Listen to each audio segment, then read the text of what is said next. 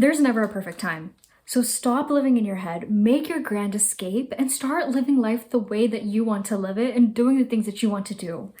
We can't wait for this divine light to shine down and tell us that it's time to embark on our next adventure. Or worse, we don't want to hit rock bottom and have some drastic life-altering event and wait for that moment to change how we view life. You can choose to shift your reality and change the life around you right now in this moment if you choose to. Hey all, welcome back to Knowing Me Krish. I feel like this is like the first official type video on this channel, and comment, like, subscribe if you haven't already. I just wanted to talk about one of the biggest lessons that I took away from 2023, and that is just taking the plunge and doing the things that you want to do, because I'm a chronic overthinker. I overplan everything. I feel like I make up a gazillion excuses, and I feel like that has held me back for way too long than it should have in doing the things that I want to do and pursuing my passions. Another thing that really prompted this video is I was going through this huge reflective journey and looking back at journal entries all the way back from middle school up until now, and just looking at the different goals and passions that I had listed down. And very quickly I realized that there were trending patterns, and there are some goals that I've had written in there since I was a little kid. Like, for the past 10 years, I haven't taken any concrete steps into fulfilling what I've been wanting to do. And honestly, that kind of took me by surprise, but not really. I mean, time is flying by so freaking quickly, y'all. Like, I still feel like I'm stuck in COVID era back when I was like 19, 20, and somehow I'm turning 24 this year. Make that make sense. But I guess the importance in that is just knowing how easily time can slip by past you. And so you have to enjoy the present moment. Next 24 hours, that's all you have. Live like that's all that you have. And if you have these 24 hours, what would you do to accomplish the goals that you want to accomplish? What would you pursue in that time? And I think one of the biggest obstacles when it comes to doing this is overthinking, because I think a lot of us might get imposter syndrome, where we think that we're not good enough and that we might have to be an expert before pursuing the things that we want to do. And I feel like in shifting a lot of that is, honestly, fake it till you make it, because when you have that confidence in yourself, you will exude a different type of energy, okay? And I know it's super important to work on that inner confidence, because I mean, faking it will only get you so far, but it'll give you that push to start building that inner confidence as well. And honestly, faking it till I guess made it in terms of my self-confidence has done me wonders. Another thing, I also really love affirmations, which they might sound silly to you when starting them off, especially if you're not used to like looking yourself in the mirror and like just talking to yourself like that. But 10 out of 10, I highly recommend that in the morning, just craft a list of affirmations that speak to you and the kind of person that you want to be, and look at yourself. Say them with utmost confidence, no matter how silly it may seem to you in the beginning, and keep up with it. And the way your mindset will shift will change your life. Another thing I think with overthinking is we get caught up in all of these hypotheticals. So I took this project management certificate recently. One of the concepts that they talk about in there is a risk versus an issue. A risk is all the what ifs and hypotheticals that project managers have to plan against, just in case those things are to occur.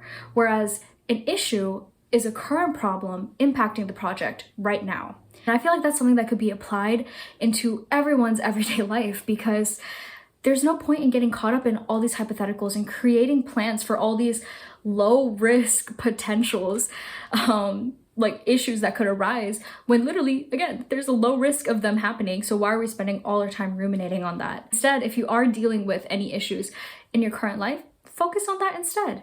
But don't psych yourself out from doing the things that you want to do over a hypothetical. If you go 10 years from now, even 5 years from now, 1 year from now, even maybe even a couple months from now, okay, y'all?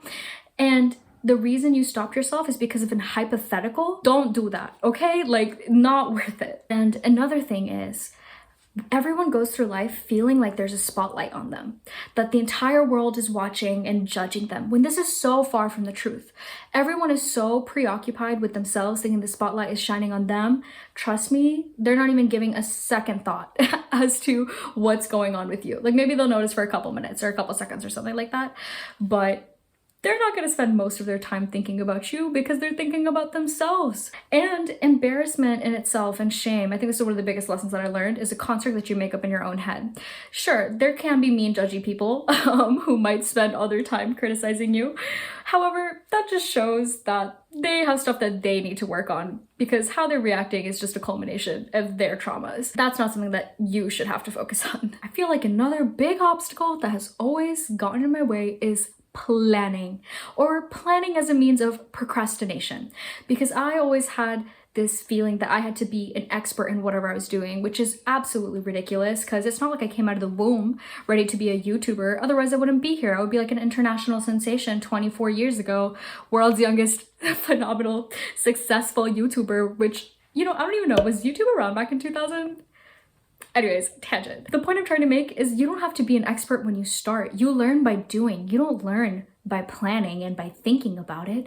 And so while you spend all this time planning and researching about the things that you want to do, there are people out there with much less qualifications doing the same thing, but they're doing something better than you because they're actually getting started and they're learning along the way while you're just caught up in this planning phase. It's time to move on.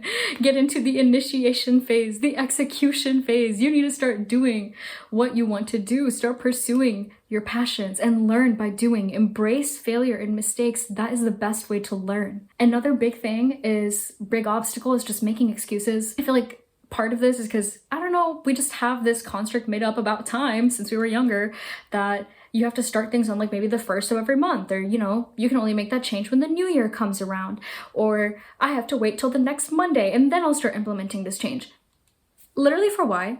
Who made that up? We don't have to start on the first of any month. You can literally start on a random Tuesday mid-afternoon, a Thursday evening. You can decide to change your life. Like, we don't have to keep waiting for this specific date. And if you're in school, I remember what I used to tell myself when I was younger is, oh, when summer break hits, when winter break hits, it's gonna be a whole new me. No, I could have literally started right then and there, maybe taken 10 minutes out of my day, because honestly, back then for me, I was too scared, too much of a perfectionist, and I didn't want to make any mistakes, and I was not prioritizing what I wanted to do in life.